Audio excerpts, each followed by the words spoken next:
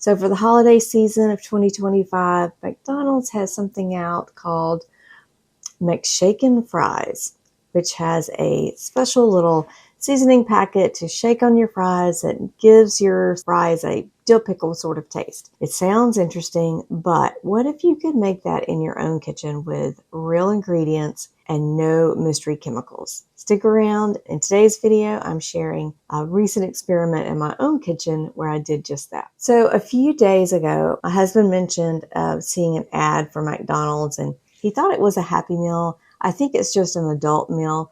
We don't eat a lot of McDonald's at our house, so I wasn't real familiar with it. I had not seen the commercial until a few hours later after we got home.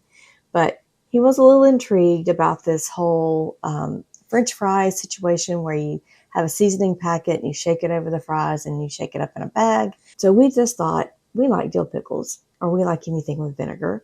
So I thought, hey, let's just see if we can make that in our own kitchen and have a much healthier version of what I could get in a drive-thru. But let's not do it with any rancid seed oils or mystery chemicals.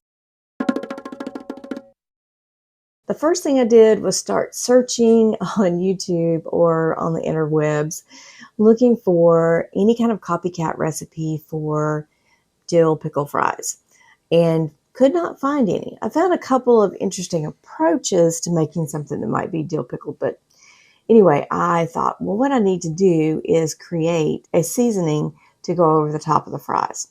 So I again went back and searched, could not find really anything. So I went to Groke and asked Groke to give me a suggestion. Well, Groke kind of came up with something, and I played around with it. And the first thing Groke told me to do is to start out by using a glass pie pan and to pour a quarter cup of vinegar into that and put it in my dehydrator. So I was a little bit concerned. I wasn't sure what would happen, but I thought, well, okay, I'll try. Surely Groke knows everything, right? So I put the vinegar into my pie pan and put it into the dehydrator, and it was not maybe an hour or two later, went back to check on it. Groke said that I would have something like a film across the bottom that I should scrape that off, and that would be the dehydrated vinegar. It didn't work like that. When I pulled it out, it looked just like this because everything that was in the dish had just completely evaporated. So I went back and thought, okay, let's try something different. And here's what I came up with.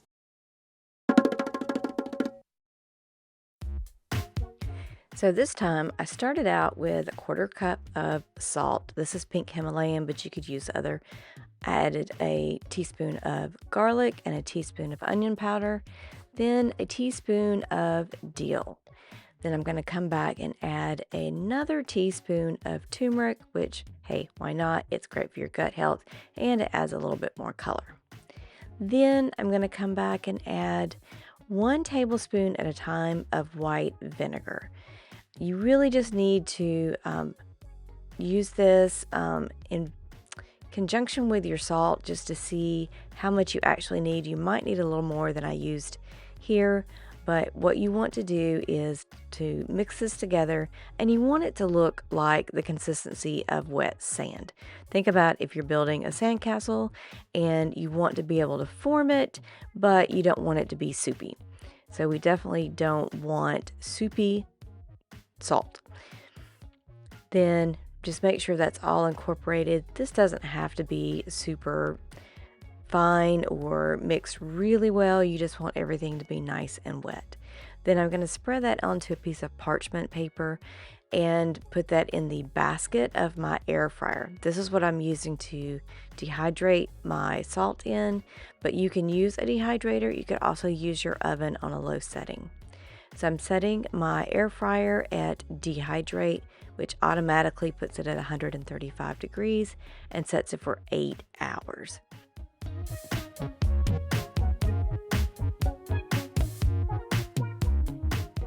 Then I started to work on some oven fries, or they're going to be air fryer fries.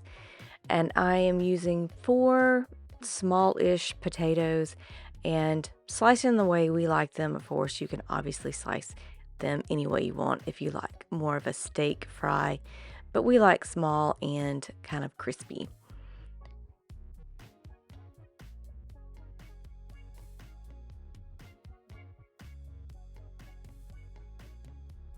Then I'm going to add all those into that famous pie dish, and I'm going to drizzle it with about a tablespoon of avocado oil, just enough to kind of coat the outer layer, but I'm not going to add any salt to this while I'm cooking them because I'm going to add that back in at the end. Then I'm going to move all of that onto a piece of parchment paper.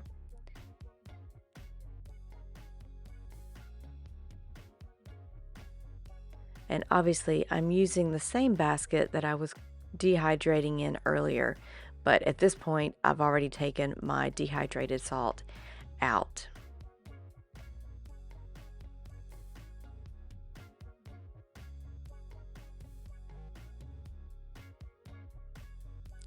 Then I'm adding the fries back into that air fryer. This time it's set at 425, and 18 minutes is the normal setting for fries on our air fryer. While those are cooking up, I'm going to go back to the salt, and this has all been dehydrated now and it just looks really crusty. So I decided to start with putting it into a mortar and pestle and try to grind it up that way. I worked on it quite a bit. It still just wasn't as fine as I wanted it to be. So I decided to take a break from that approach and move on to the big guns, and pulled out the Ninja, which definitely did the trick. It ended up turning out to be a nice little fine powder salt and spread really evenly over the fries and later several other things that I cooked over the weekend. Do be aware that when you open that up, there's going to be a mist of smoke sort of come out of that. Then once the fries were done, I didn't have a bag to put my fries in like McDonald's does, so I just left it on the parchment paper, sprinkled a bit of that vinegar salt on the top, then just use the paper to toss them back and forth before serving them up. Now, the real test is, what does Papa Mike think? So they have some salt on them, the homemade McShaken. They're also very hot. It's good. You like it? Yeah, maybe add a little more. Not much more though. All right. I'll let you add it on your plate. It's good stuff. I can't really say that it tastes like what McDonald's has because honestly I've not tried the McDonald's fries, but we do know that we like this version. So if you want to give that a try, then I would love to hear how it turns out. If you're looking for the full recipe, it's available in my community, the Savvy Saver Collective. I'll put a link in the description below. You'll also see links in my banner.